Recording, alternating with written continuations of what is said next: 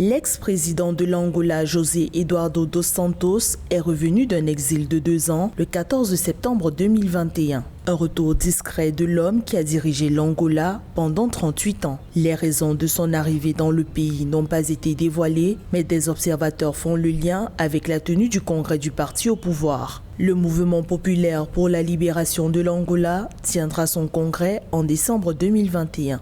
Eduardo Santos, qui a dirigé ce parti plus de 30 ans, devrait jouer un rôle prépondérant et devrait sans doute y participer activement. Sauf que M. Lourenço a mené un grand ménage au sein du parti et a pris le soin d'écarter la garde rapprochée de Dos Santos des instances dirigeantes du parti au pouvoir, des entreprises et institutions publiques.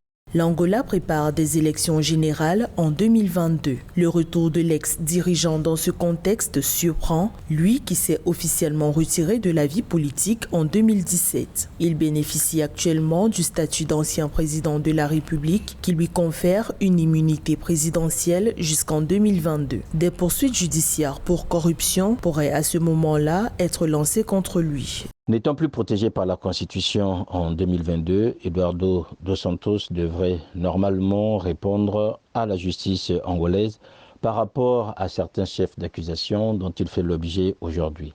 Il devrait sans doute aussi répondre par rapport aux accusations dont fait l'objet ses enfants, puisque c'est lui qui était à la tête de l'État en ce moment-là. Mais on peut aussi espérer qu'à l'issue du congrès du MPLA de décembre prochain, qu'il y ait sans doute une clause politique qui lui permettrait d'échapper définitivement à la justice angolaise. José Eduardo dos Santos, 79 ans, avait quitté l'Angola pour Barcelone, en Espagne, en avril 2019, officiellement pour raison de santé. La durée de son séjour en Angola n'a pas été précisée.